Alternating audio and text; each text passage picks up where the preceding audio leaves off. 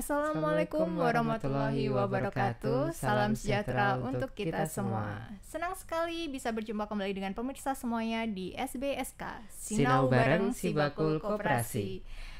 Hari ini pastinya kita akan membahas topik yang tidak kalah seru dari episode-episode sebelumnya, yaitu topik kita kali ini adalah menuju koperasi yang lebih modern, yang akan dipandu oleh saya Meme dan rekan saya Romli. Bincang-bincang kita kali ini akan ditemani oleh narasumber yang sudah tidak asing lagi untuk kita semua. Kita akan ditemani oleh siapa, Mas? Nah, kali ini kita kedatangan narasumber spesial kita, Bapak Kurniawan Fahmi. Beliau ini merupakan Ketua KSPPS BMT Dana Insani, sekaligus juga menjadi Ketua Puskopsah DIY, Pak ya. Assalamualaikum warahmatullahi wabarakatuh. Selamat siang, Bapak. Waalaikumsalam warahmatullahi wabarakatuh. Selamat siang. Sehat, Bapak. Selamat siang, Mbak Meme. Alhamdulillah sehat. Perjalanan dari Gunung Kidul lancar, Bapak? Alhamdulillah lancar. Walaupun buka tutup. Buka tutup masih ya. Baik, Pak. Untuk kegiatan kali ini kita akan sedikit banyak mengobrol terkait menuju koperasi yang lebih modern. Nah, mungkin pertama bisa diperkenalkan dahulu Bapak. Jadi BMT KSPPS BMT Dana Insani ini dulunya dari koperasi baru, masih kecil gitu kan. Sekarang sudah sedemikian besar anggotanya di mana-mana gitu kan Pak, dan sudah go digital juga Pak ya. Go digital. Nah, mungkin bisa diceritakan dari awal berdiri sampai inovasi dan adaptasi apa saja yang sudah dilakukan di KSPPS BMT Dana Insani. Oke. Terima kasih Pak Romli, terima kasih Mbak Meme. Jadi pemirsa, teman-teman gerakan koperasi yang ada di DIY khususnya, juga di Indonesia pada umumnya. Perkenalkan saya Kurniawan Fahmi dari KPS BMT Dana Insani Gunung Kidul. Jadi kalau bicara Gunung Kidul ini orang akan ingat lantai 2. Jogja lantai 2. Pantainya yang indah, bentangan alamnya yang luas dengan ikonnya Gunung Api Purba Ngelanggeran. Bicara tentang BMT Dana Insani, memang Dana Insani ini dulu berdiri tahun 2001, kemudian kita punya badan hukum tahun 2002. Orang-orang masyarakat pada tahu bahwa Gunung Kidul ini kan daerah yang boleh katakan daerah miskin, daerah yang kemudian tandus, daerah yang kemudian menjadi wilayah yang paling rentan lah kehidupan masyarakatnya ada di provinsi DIY gitu. Tapi kemudian memang kita dengan teman-teman waktu itu karena melihat Gunung Kidul itu belum ada koperasi syariah yang kemudian besar. Kemudian juga kita lihat juga masyarakatnya juga sangat tergantung dengan kehidupan masyarakat rentenir gitu kan. Karena pasarnya juga berdekatan utara berdekatan dengan wilayah Sukoharjo, wilayah Klaten. Kemudian daerah timur itu berdekatan dengan daerah Wonogiri juga Pacitan, sehingga kemudian potensi pasarnya itu waktu itu banyak dimasuki oleh rentenir-rentenir gitu loh. Nah, kita berinisiatif waktu itu dengan teman-teman mendirikanlah koperasi serba usaha waktu itu BMT Dana Insani. Nah, proses awalnya memang ya begitu sulit. Karena apa? Karena memang Gunung Kidul itu masyarakatnya secara ekonomi ya masih punya ya masih banyak yang miskin gitu kan, Tapi kita tetap kemudian istiqomah waktu itu, berjalannya waktu, kemudian banyak hal yang kita rubah gitu kan. Ya dari sisi model pemasarannya, dari sisi model perekrutan anggotanya, kemudian yang paling penting adalah perbaikan kapasitas SDM dan tata kelola koperasi kita gitu loh. Nah, kemudian titik balik kita itu terjadi di tahun 2012. Nah, pada saat itu kita punya mitra dari teman-teman NGO dari India berkantor di Singapura waktu itu. Microsoft memberikan penawaran pendampingan untuk peningkatan kapasitas SDM dan tata kelola kelembagaan kita waktu itu. Nah, dari sana kemudian berarti kami ini harus punya tata kelola koperasi yang baik gitu kan. Kita kemudian waktu itu diawali dengan menyusun namanya strategic business plan oleh teman-teman NGO itu. Kita diajari membangun mimpi, kemudian menyiapkan misi, kemudian meraih tujuan dengan analisa yang kita lakukan, analisa SWOT yang kita lakukan gitu kan. Dari sana kemudian kita bermimpi, berarti 5 tahun ke depan kami harus jadi apa. Nah dari sanalah kemudian terjadilah perubahan tata kelola kita gitu kan. Target kita waktu itu tidak mulu-mulu aset kita pengen 35 miliar saja di tahun 2017 gitu kan, dari 2012. Tapi ternyata capaian 35 miliar itu kita capai dalam waktu 2 tahun. Luar biasa. Dengan perubahan tata kelola yang kita lakukan gitu kan. Jadi peningkatan kapasitas SDM, membangun mimpi, kemudian kita benahi struktur organisasi kita, kemudian kita mulai bangun branding terkait dengan ini loh koperasi BMT Dana Insani yang kemudian akan menuju ke koperasi modern gitu. Waktu itu kita sudah seperti itu gitu. Nah sama halnya kemudian 2018 kita bikin mimpi baru gitu kan, kita pengen jadi koperasi yang lebih baik lagi lah, yang lebih modern lagi lah, kemudian yang menggunakan berbagai fasilitas teknologi. Kita sudah mengawali waktu itu. Kita sudah mengawali misalnya menggunakan branchless gitu kan. Hanya saja waktu itu branchless kita menggunakan EDC kan sangat besar gitu. Bentuknya gede, itu yang melayani anggota ke pasar gitu kan. Jadi setiap anggota yang melakukan simpanan atau penarikan simpanan bisa dilayani dengan EDC gitu. Nah, berjalannya waktu, kemudian kita sudah memperbaiki model tata kelola. Tapi ada satu PR lagi yang harus kita bangun waktu itu, membangun branding. Kita membangun branding itu nggak gampang gitu. Jadi mengenalkan Dana Insani di semua lapisan masyarakat itu kan, semua stakeholder itu ya itu perlu effort yang besar. Tapi kita coba bangun itu. Ya alhamdulillah, kalau sekarang orang ke Gunung Kidul itu tanya koperasi ya mesti Dana Insani gitu kan. Nah branding itu yang kita bangun, image, kemudian mindset masyarakat bahwa koperasi yang bagus itu, koperasi yang besar itu ya Dana Insani itu. Nah ini proses yang kita lakukan. Jadi tidak ujuk-ujuk, tapi ada proses mulai dari peningkatan kapasitas SDM, membangun mimpi, kemudian memperbaiki struktur tata kelola kelembagaan, tata kelola usaha, kemudian membangun struktur organisasi yang baik lagi. Nah kemudian baru bertahap itu kemudian kita jadi seperti sekarang ini gitu. Seperti itu Pak Romli. Luar biasa. Sejarahnya cukup panjang. Cukup panjang. Nah, tapi kita, juga cepat. Ya kita sekarang sudah usia 21 tahun gitu kan. Jadi memang proses yang cukup panjang. Nah, sekarang kita udah mulai menuju kedewasaan gitu kan. Nah ini nanti yang mungkin akan jadi mimpi besar kita, karena ternyata pandemi COVID itu mendorong kita harus lebih cepat lagi gitu kan, memperbaiki tata kelola kelembagaan kita gitu kan. Kita harus bisa meningkatkan daya saing kita ke lingkungan kita, kemudian kita juga harus bisa membangun adaptasi terhadap segala perubahan, karena sekarang perubahan itu sangat cepat gitu kan, dari waktu ke waktu gitu kan. Ya dengan sekarang misalnya ada Undang-Undang P2SK, kemudian sekarang sedang ada RUU perkoperasian yang baru, ya kita harus siap-siap. Pasti akan banyak perubahan lah dalam tata kelola perkoperasian ke depan gitu kan. Ini menjadi PR dan tantangan kita ke depan gitu. Baik Pak. Nah terkait koperasi modern ini tentunya kita tidak bisa lepas dari Kementerian Koperasi dengan program akselerasi koperasi modern. Bahkan di kurun waktu 2020 sampai 2024 dari Kemenkop ini menargetkan ada 500 koperasi modern se-Indonesia. Nah kita ingin melihat dari Bapak Fahmi sebagai salah satu mungkin wakil dari gerakan koperasi, memandangnya sebenarnya koperasi ini mau dibawa kemana, dan dari sisi gerakan koperasi itu, koperasi modern ini didefinisikan seperti apa, idealnya seperti apa sih dari sudut pandang gerakan koperasi, mungkin bisa disampaikan. Ya kalau saya pernah menyadur wawancaranya Pak Menteri Koperasi UKM kita gitu kan, bahwa koperasi modern itu adalah koperasi yang kegiatan dan usahanya itu kemudian memiliki tata kelola koperasi yang baik atau dikenal dengan GCG, Good Corporate Governance gitu kan.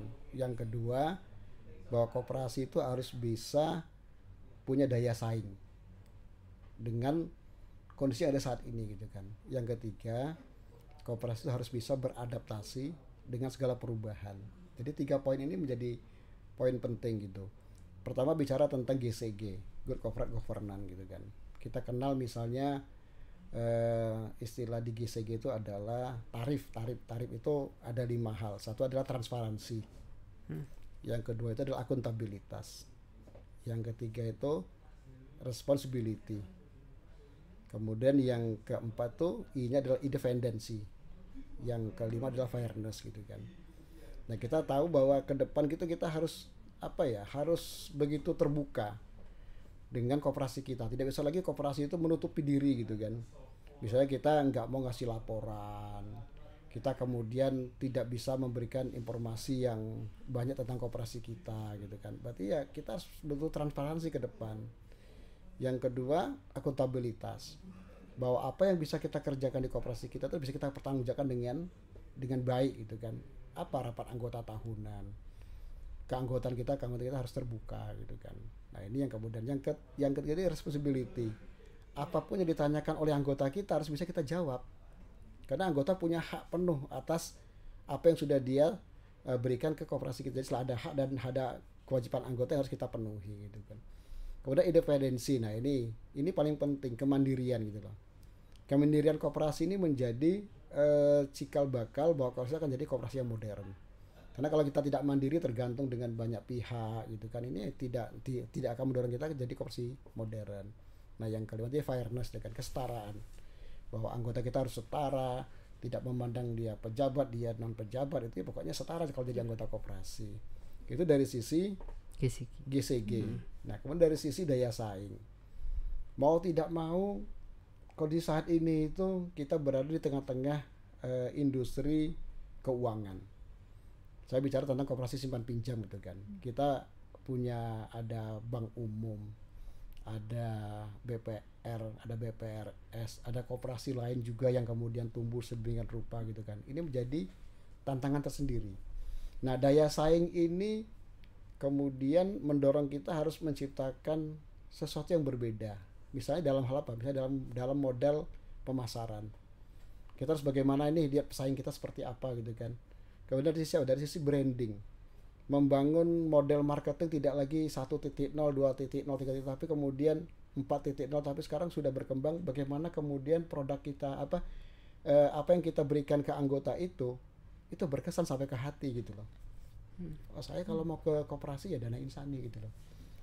Saya kalau mau apa-apa ya ke Dana Insani. Jadi penting bagi pengelola koperasi itu membangun personal branding, dan penting juga bagi lembaga itu membangun branding lembaga kita gitu loh. Jadi daya saing ini ya perlu kita sikapi dengan bijak. Nah, yang ketiga paling penting adalah mengadaptasi segala perubahan. Pandemi Covid itu mendorong orang tidak bisa berinteraksi secara langsung, secara intens. Sementara kita harus tetap bergerak ini. Iya. Itu bagaimana kita bisa melayani anggota, bisa memberi manfaat bagi anggota. Mau tidak mau kita harus transformasi ini. Nah, yang paling mungkin adalah transformasi digital. Nah, digital ini menjadi hal mutlak. Apalagi kalau sekarang kita tahu generasi sekarang ini kan banyak generasinya Y sama Z gitu kan. Dia kelahiran tahun 90 ke atas, 2000 ke atas. Yang mau tidak mau mereka bangun tidur pun sudah lihat HP. Jadi bergantung dengan HP. Tidur pun di sampingnya HP gitu kan. Nah, anak-anak generasi Z, orang-orang generasi Z ini bergantungnya dengan teknologi. Jadi mau tidak mau koperasi juga harus masuk ke transformasi teknologi. Apa yang bisa kita lakukan? Misalnya memberikan tadi misalnya kalau misalnya mau saving, mau nyimpan, mau penarikan simpanan, itu menggunakan teknologi. Jadi kita namanya branchless gitu kan. Branchless. Jadi yang kedua itu menggunakan mobile. Mobile itu dipegang oleh anggota. Jadi pada saat transaksi branchless oleh pengelola kita di lapangan, maka saat itu juga anggota itu bisa melihat transaksi sudah masuk atau belum, nominalnya benar atau tidak. Di mobile itu juga mereka bisa melakukan apapun. Saya misalnya mau transfer ke lembaga lain atau ke perbankan juga bisa. Saya mau, kan anak sekarang kan senangnya kan, terutama ibu-ibu itu ya, anak-anak muda itu kan senangnya kan ngisi keranjang di e-commerce gitu kan ya. Nah, itu kemudian ya ada fasilitas itu yang kita sediakan di aplikasi mobile kita gitu loh. Termasuk kemudian layanan ke anggota. Jadi anggota juga bisa melihat website kita, bisa menonton Instagram kita, bisa nonton TikTok kita, itu bisa nonton misalnya Google advis kita gitu loh. Jadi memang sekarang sudah seperti itu. Jadi mau tidak mau kita harus bisa punya tata kelola yang baik, harus punya daya saing yang baik, dan beradaptasi dengan perubahan lingkungan kita, terutama melayani generasi Y dan generasi Z ini luar biasa. Kalau koperasi nggak seperti itu akan susah kita, akan susah. Nah, koperasi modern itu arahnya ke sana nanti, arahnya ke sana. Seperti itu Pak Romli. Oke. Jadi memang ya kalau koperasi kemudian ya masih konvensional, maksudnya tata kelola konvensional, ya pasti akan kalah. Persaingan kita pasti akan kalah. Lingkungan kita juga nggak bisa ngikuti. Ya sekarang orang sudah menggunakan ke depan orang sudah menggunakan metaverse gitu ya. Jadi caranya kalau ke kantor itu bisa lewat layar laptop atau mungkin layar komputer, layar PC, atau mungkin menggunakan tab gitu kan. Oh, saya mau ke Dana Insani, bisa nggak saya masuk ke ruangan-ruangannya itu gitu loh. Nah, itu yang harus kita sikapi juga. Jadi teknologi itu menjadi sesuatu hal yang mutlak harus kita siapkan untuk memberikan pelayanan yang maksimal pada anggota, dan memberikan sesuatu yang berbeda dengan yang lain gitu loh. Nah, kalau kita nggak seperti itu, ya udah siap-siap ketinggalan. Karena persaingannya luar biasa ke depan gitu kan. Belum lagi sekarang regulasi yang sedemikian. Iya, berkembang regulasi. Pemerintah juga, wah sekarang ya ini harus kita sikapi, teman-teman gerakan koperasi juga harus bisa memikirkan regulasi yang sekarang sedemikian rupa yang harus kita sikapi. Ya, bukan kemudian kita antipati, tapi kita sikapi dengan bijak bahwa koperasi ke depan itu harus punya daya saing, beradaptasi dengan perubahan. Yang paling penting adalah perbaikan tata kelola. Ini menjadi hal yang paling mutlak harus kita lakukan gitu loh. Seperti itu Mbak Meme. Kalau begitu, tantangan apa yang dihadapi dalam menjalankan program-program pemerintah dalam proses modernisasi ini, Pak? Ya, tantangannya banyak. Ya tadi kan, tantangan yang paling kelihatan sekarang regulasi. Itu tantangan. Undang-Undang P2SK sudah menentukan kita harus memilih nih, kita mau close loop atau open loop gitu kan. Itu kan menjadi tantangan. Ya kan. Kemudian tantangan lainnya apa? Tantangan lainnya persiapan terkait dengan adanya Permenkop nomor 8 2023 terkait dengan gini loh, kalau mau mendirikan koperasi seperti ini, mau buka cabang seperti ini, cabang itu seperti ini, buka kantor kas seperti ini, kan tidak seenaknya seperti dulu gitu kan. Kemudian tantangan lain adalah tadi masyarakat kita. Masyarakat kita sekarang tuh generasi baby boomers itu hanya tinggal sedikit. Sekarang tuh banyak generasi yang lahirnya tahun 90 ke atas. Yang harus kita sikapi juga dengan bijak. Mereka butuh teknologi gitu. Saya mau nih savingnya ke Dana Insani, tapi bisa nggak saya simpannya dari rumah? Bisa nggak kalau misalnya saya transfer ke rekening saya di bank, ke rekeningnya saya di koperasi? Kan harus bisa gitu. Kan banyak koperasi kita yang nggak bisa, nanti transfernya ke rekening koperasi yang ada di bank, udah nggak zamannya lagi. Saya pengen transfer ke rekeningnya anggota yang ada di koperasi, tapi dari rekening saya yang ada di bank. Mungkin nggak? Sangat mungkin. Itu kalau kita nggak nyiapkan itu, nanti transfernya ke rekening saya, nanti kemudian kita input manual di sistem mereka, kan nggak update itu. Nggak update. Dia maunya pada saat ini sekarang saya transfer 3 juta dari BCA misalnya, dari BSI misalnya, ke rekening saya yang ada di koperasi. Pada saat kemudian saya buka aplikasi mobilnya koperasi, maka angka itu sudah muncul real time ya. Real time seperti itu. Ya, itu maunya orang-orang generasi Z gitu kan. Kalau misalnya saya mau belanja beli e-commerce gitu kan, apakah misalnya kita sebut misalnya ke Shopee atau mungkin ke Tokopedia atau ke Lazada. Itu di sana sudah ada aplikasi untuk deposit ke sana gitu loh. Udah seperti itu, mereka pengen dari rumah tuh bisa apapun. Nah, itu yang harus disukai oleh koperasi. Nah, kalau koperasi nggak seperti itu, ya siap-siap kalah saing. Karena nggak bisa adaptasi dengan perubahan lingkungan gitu kan. Nah, ini tantangan kita itu seperti itu. Jadi apa yang kita lihat ke depan itu, koperasi harus menuju ke koperasi modern. Itu ya mutlak harus kita lakukan. Jadi modern itu ya tata kelolanya harus baik, harus siap punya daya saing, harus siap beradaptasi. Adaptasi dengan apa? Dengan transformasi teknologi. menuju digitalisasi itu mutlak harus kita siapkan, karena kalau enggak ya itu termasuk misalnya branding pun kalau kita masih hanya ngandalkan apa brosur atau apa udah nggak zaman lagi gitu. Mungkin ya bentuk di TikTok, IG itu menjadi sesuatu yang penting juga. Orang kan lihat, oh ini bagus sih koperasinya ini kegiatannya bagus, ada misalnya ada kegiatan apa pembinaan anggota, pendidikan anggota, kalau kami namanya sekolah anggota gitu kan, itu kita upload setelah kegiatan itu, bentuknya ya video pendek tapi menarik orang, oh Dana Insan itu ternyata bagus ya. Nah itulah, nah ini yang mungkin yang harus kita siapkan. Jadi tantangannya ya cukup banyak, tapi kita pasti bisa karena apa? Karena ada kementerian, ada dinas terkait gitu. Misalnya di Jogja ada dinas koperasi UKM yang kemudian punya pendamping yang bisa mendampingi sebenarnya. Ya tinggal koperasi mau atau enggak itu loh untuk berubah jadi koperasi yang lebih baik. Poinnya itu. Karena koperasi KSPP SBMT Insan sendiri sudah mempersiapkan menjadi koperasi modern dan lama nih Pak.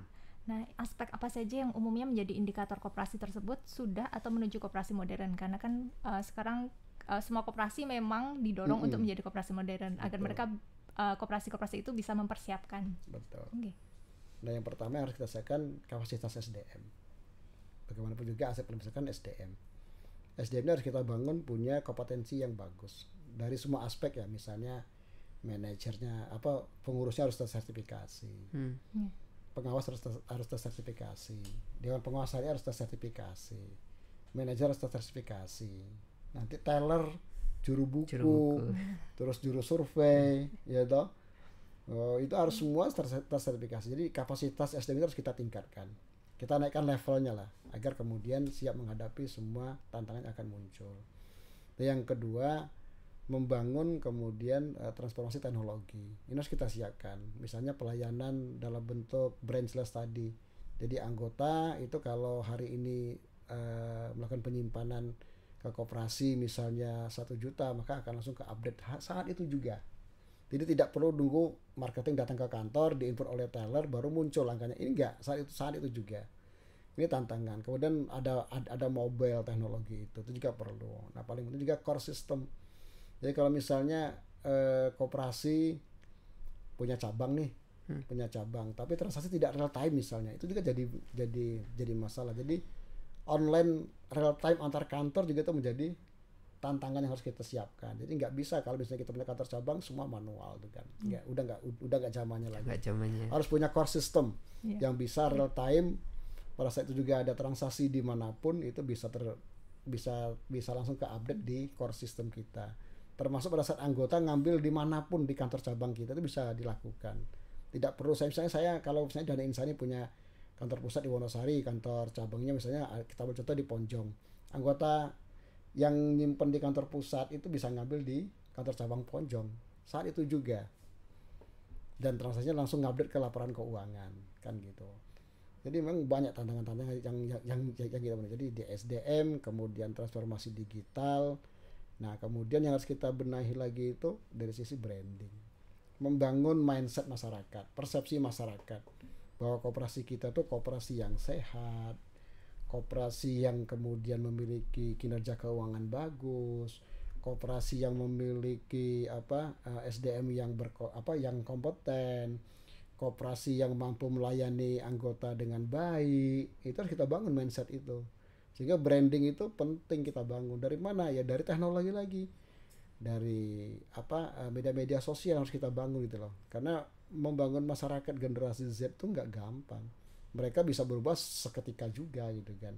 Nah ini yang harus kita bangun. Jadi tantang apa yang kita lakukan, banyak hal memang di kita yang sudah kita lakukan.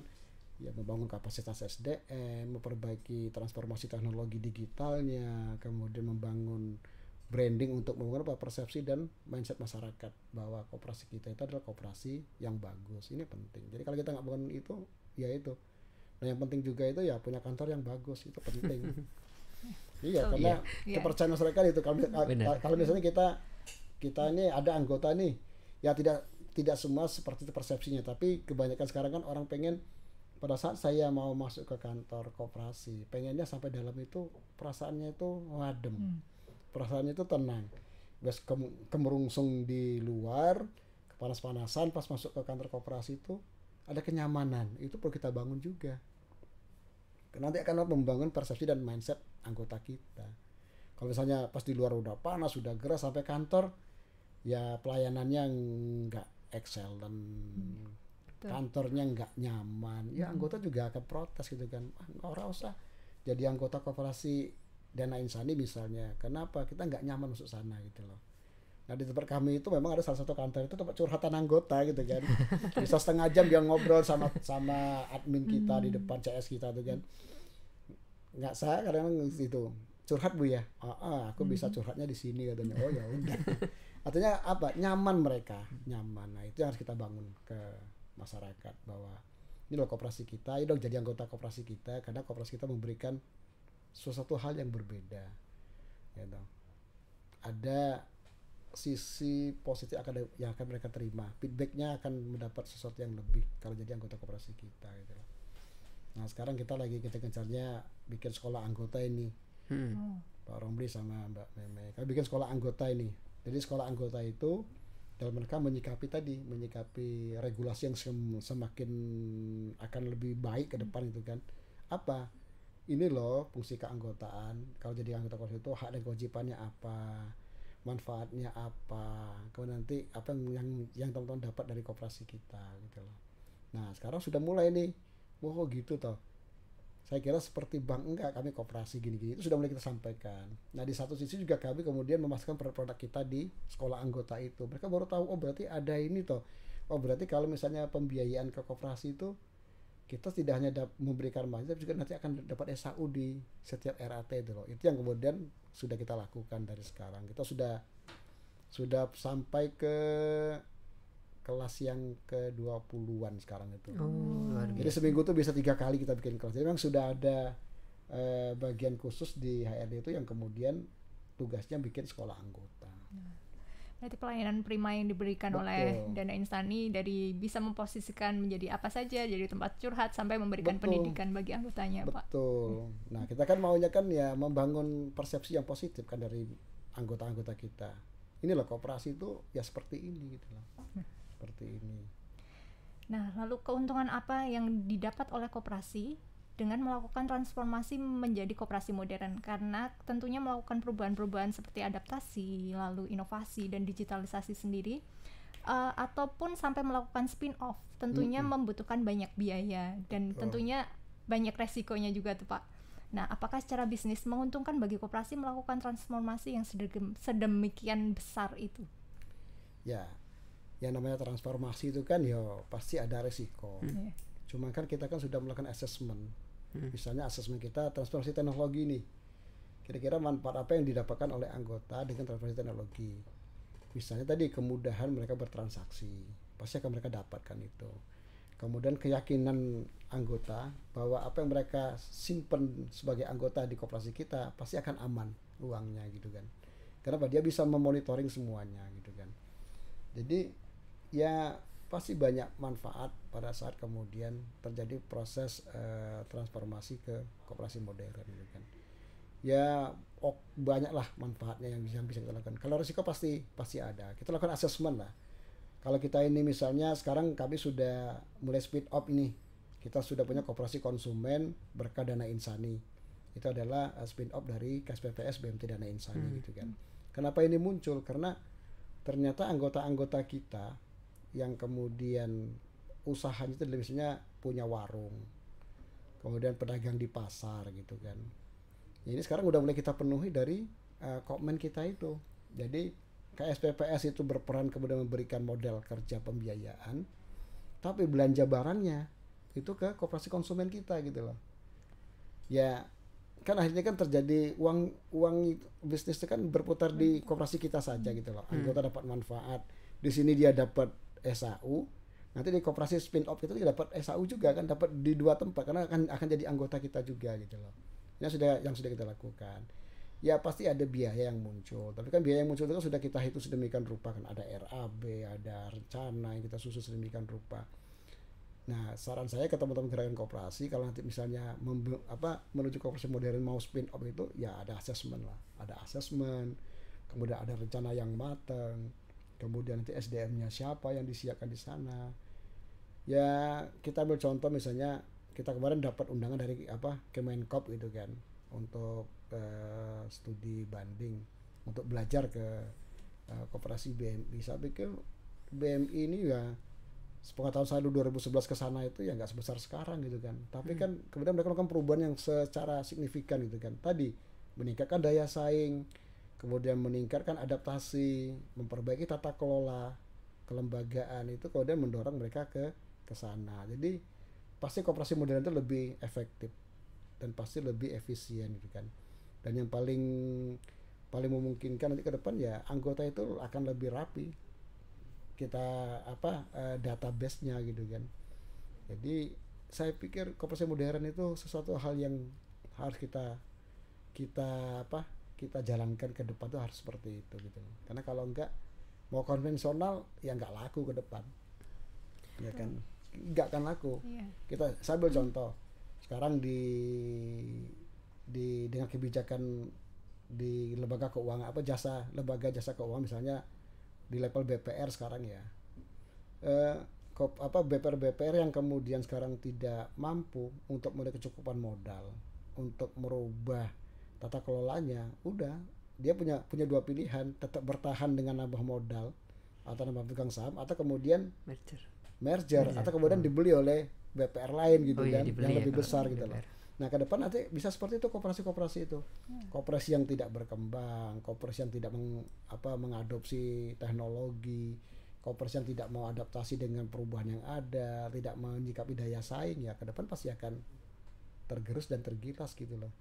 Ya karena memang ke depan ya pemerintah sudah menyiapkan regulasi sedemikian rupa agar koperasi itu ya secara kelembagaan itu ya harus kuat, karena kalau nggak kuat susah ke depannya itu.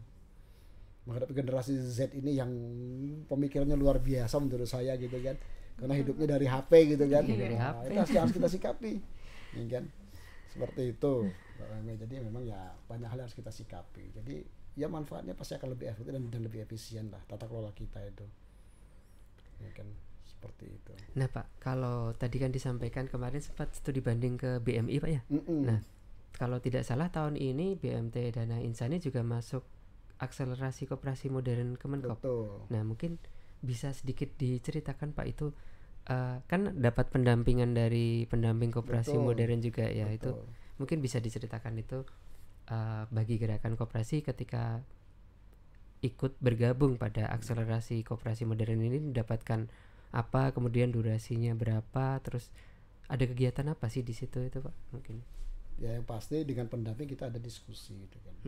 Diskusi itu kemudian pendamping menyampaikan ini loh koperasi itu seperti ini gitu kan. Misalnya harus segera transformasi teknologi, kemudian harus beradaptasi dengan lingkungannya, kemudian menyiapkan daya saing yang kuat agar kemudian kita mampu menjadi koperasi yang lebih baik ke depan. Dan yang paling penting memang tata kelola gitu. Nah diskusi kita itu kemudian memang teman-teman pendamping khususnya di Dana Insani ini ya. Jadi kita memotret pendamping di Dana Insani. Ya mereka kemudian ya nggak banyak koperasi seperti Dana Insani katanya. Dana Insani itu dari semua aspek itu sudah siap menjadi koperasi modern gitu kan. Karena secara transformasi teknologi sudah ada. Dari core system sudah real time gitu kan. Dari sisi SDM hampir semua sekarang kita tersertifikasi gitu kan. Kemudian setiap bulan itu pasti ada penguatan kapasitas SDM. Ya kita hadirkan pembicara dari luar gitu kan, orang-orang yang expert di bidangnya masing-masing gitu. Jadi secara tata kelola pembenahan itu sudah kita lakukan. Jadi pada saat itu pendamping malah menjadikan dan saya jadikan contoh gitu kan. Nah kemudian pendamping itu ternyata karena dapat job tambahan untuk dampingi di Lampung gitu kan. Nanti yang dari Dana Insani itu dibawa tuh ke Lampung. Ya kan, pengalaman seperti apa gitu kan. Nah tapi memang kita belum sempurna, kita tetap akan menuju ke sana. Karena apa? Mengelola sumber daya manusia itu tidak gampang gitu. Kemudian meningkatkan kapasitas teknologi kita juga itu tidak gampang gitu kan. Kemudian membangun model branding pun juga tidak gampang. Karena juga pesaing-pesaing kita juga sekarang tumbuh sedemikian rupa gitu kan. Sehingga memang ada hal khusus yang kemudian kita bangun. Termasuk misalnya sekarang ada ide sekolah anggota. Itu yang kemudian mendekatkan kita dengan anggota itu salah satu strategi kita yang kita bangun agar kemudian anggota itu memiliki koperasi BMT Dana Insani itu ya sedemikian rupa itu melekat pada hatinya masing-masing gitu loh. Jadi ya kita sekarang udah ya banyak kita lakukan lah, strateginya banyak yang sudah kita lakukan agar kemudian manfaat itu betul-betul masuk ke anggota gitu kan. Jadi ya inilah yang sudah kita lakukan teman-teman. Ya tidak gampang menuju koperasi modern, tapi tantangan ini menjadi sesuatu yang berbeda yang harus kita lakukan demi perbaikan koperasi ke depan. Sayanglah ada fasilitas sedemikian rupa oleh pemerintah, regulasi juga akan mendorong ke sana gitu kan.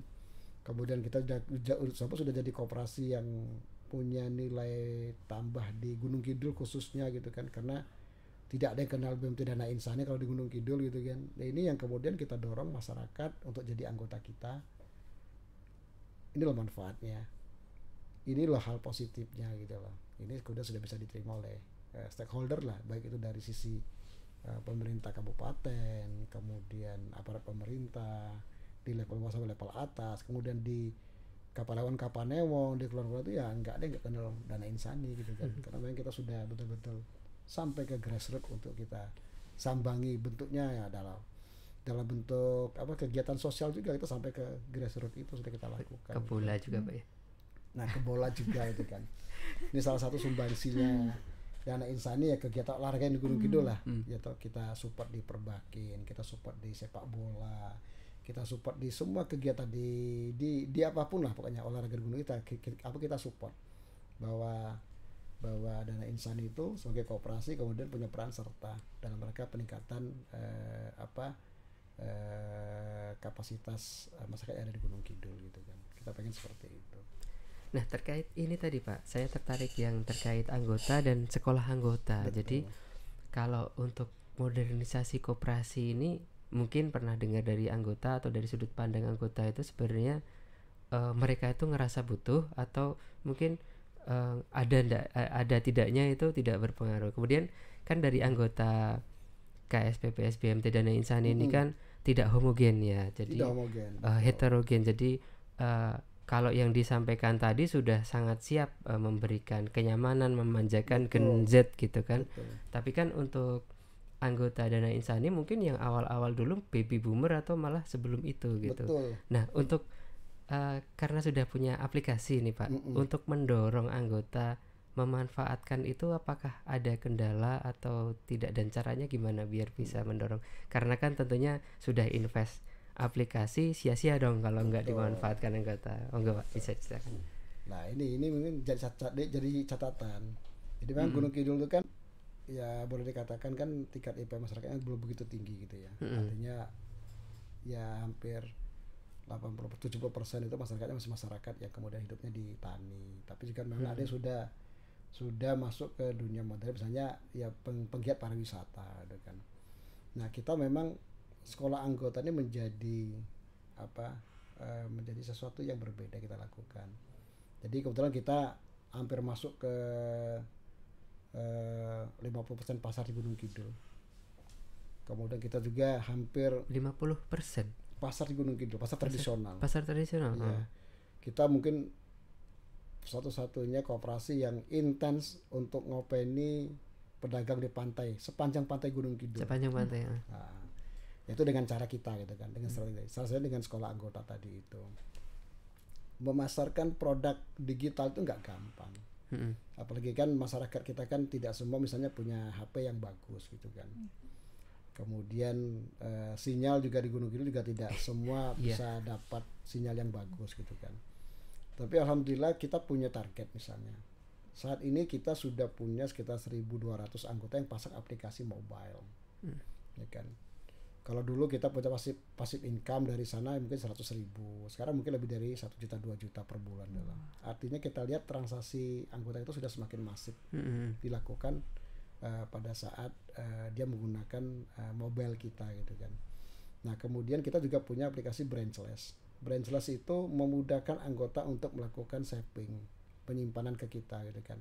Kita sampaikan Bapak Ibu anggota yang melakukan kontrol terhadap operasional marketing pengelola kita itu adalah Ibu Bapak anggota lebih Mas Wami. Nah pada saat ibu itu melakukan penyimpanan hari ini 100.000, kalau ibu punya aplikasi mobile BMT Dana Insani di HP-nya, saat itu juga langsung bisa melihat transaksi itu sudah masuk atau belum. Ini selalu kita sampaikan. Nah kemudian bener juga ya, kalau itu saya tak pasang gitu loh. Kita pasang kan tidak ada biaya yang kita berikan ke anggota. Malah anggota bisa langsung melihat mutasi simpanannya. Kalau dia punya pembiayaan bisa melihat berapa saldo pembiayaannya dan angsuran dia sudah masuk atau belum. Dia kalau punya simpanan berjangka juga bisa lihat di sana gitu. Dia mau transaksi tadi misalnya transaksi token listrik, bayar seluler atau mungkin beli pulsa atau beli tadi e-commerce itu sudah ada di sana semua gitu loh. Jadi aplikasi itu begitu komplit di situ.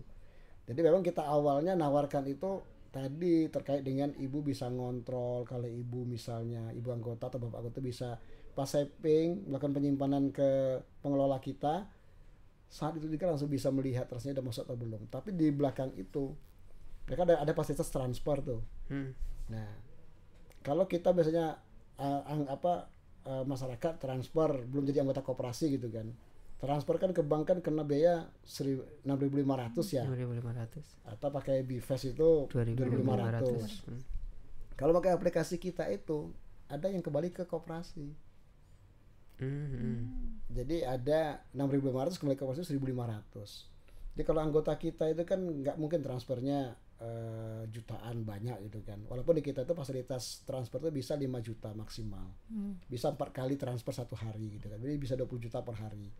Tapi kan anggota kan paling transfer ya cuman 500.000, 300.000. Tapi kan tetap kena biaya 6.500 kan. Yang 1.500 kembali ke koperasi. Kan akan jadi pendapatan passive income di koperasi kita. Jadi gitu ya. Jadi memang ya awalnya susah gitu. Tapi kita kasih pemahaman, ibu bapak anggota itu akan mengontrol setiap mutasi yang terjadi pada transaksi ibu.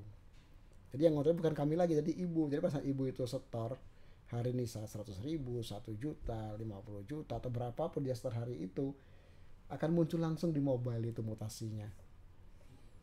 Kalau nanti ibu itu ngambil dapat bagi hasil simpanan berjangka, akan langsung bisa lihat masuknya ke rekening yang mana.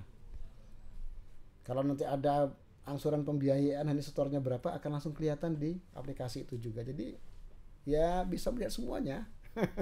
Semuanya itu kemudian yang kita berikan ke anggota gitu. Jadi awalnya sulit karena kan harus merubah mindset mereka itu kan. Udah Bu pakai aplikasi mobil, untuk apa pakai aplikasi mobil? Kita kasih manfaatnya ini loh Bu. Nanti Ibu bisa gini kita sampaikan semuanya. Oh iya ya, udah saya pasang. Bayar nggak? Enggak, gratis gitu loh. Gratis gitu kan. Hanya saja kalau di pantai itu kesulitan kita tadi sinyal. Ya kecuali misalnya Pantai Baron, Pantai Kukup, ya tahu itu jadi Sadeng yang belum ada. Yang dekat-dekat Sadeng malah ada. Ada sekarang. Tapi kan di pantai-pantai misalnya kayak Indrayanti gitu kan masih sulit sinyal gitu kan. Pantai-pantai agak jauh-jauh gitu loh, itu agak sulit. Tapi kalau masih Baron, Kukup itu ya kita anggota kita cukup banyak di pantai itu yang kita collecting itu Sabtu sama Ahad. Jadi 2 hari kerja memang kita collecting ya lumayan lah, banyak lah yang nyimpen ke kita kalau hari Ahad itu. Tapi pada saat pandemi memang ya nggak ada sama sekali gitu. Iya, itu juga dirasakan oleh banyak koperasi, Pak. Betul. Nah, tapi kan kita kan harus kita siap menghadapi masalah gitu kan. Jadi pandemi itu yang merubah cara kita melayani anggota, itu pasti seperti itu.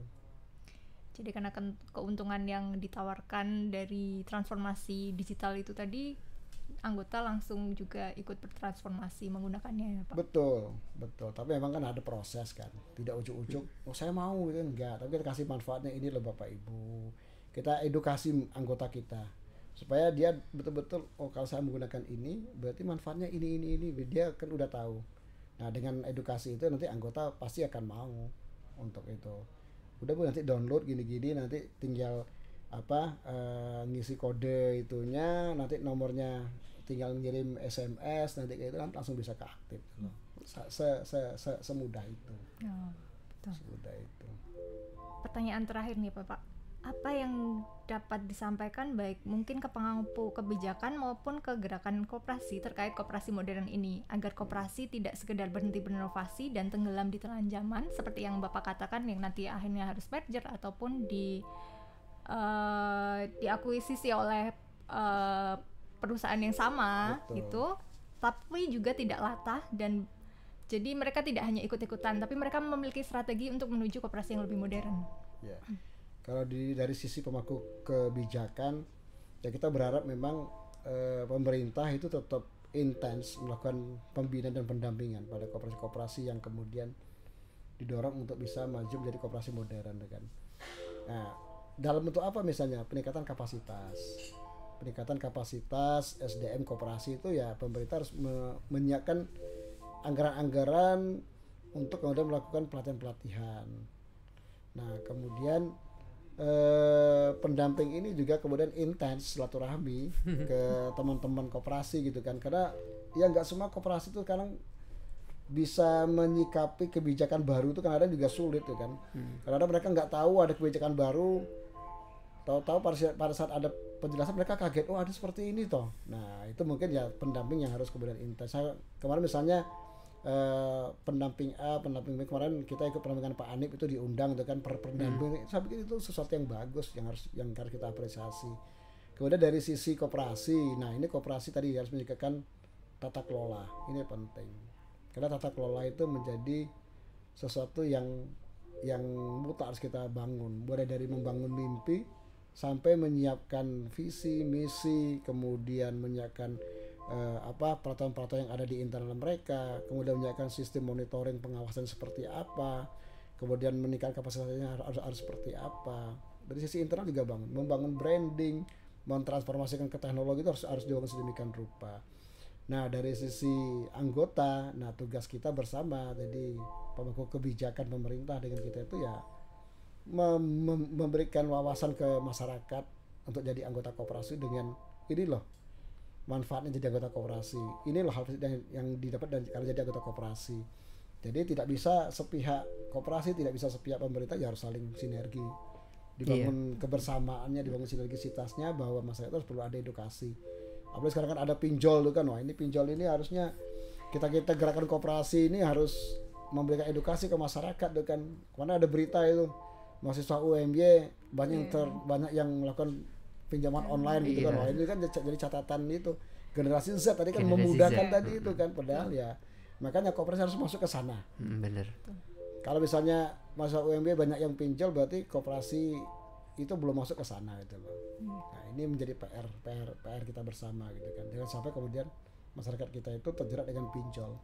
Edukasi itu perlu kita lakukan, kemudian pendekatan ke masyarakat juga perlu kita lakukan. Saya pikir itu yang mungkin bisa kita lakukan ke depan, agar kemudian semua gerakan koperasi itu bisa menuju ke gerakan koperasi modern kan. Ya karena tadi kan mungkin kalau koperasi syariah itu mungkin dari awalnya sudah mau belajar terus gitu kan. Tapi koperasi lain mungkin ya teman-teman pendamping harus lebih intens itu untuk mengingatkan gitu kan. Nah, kalau kita insya Allah juga sudah menuju ke sana karena kita saling mengingatkan di asosiasi kita gitu lah. Gitu Mbak Mei, saya pikir seperti itu Pak Romli. Baik, jadi ini sudah cukup panjang kita ngobrol dengan Bapak Fahmi.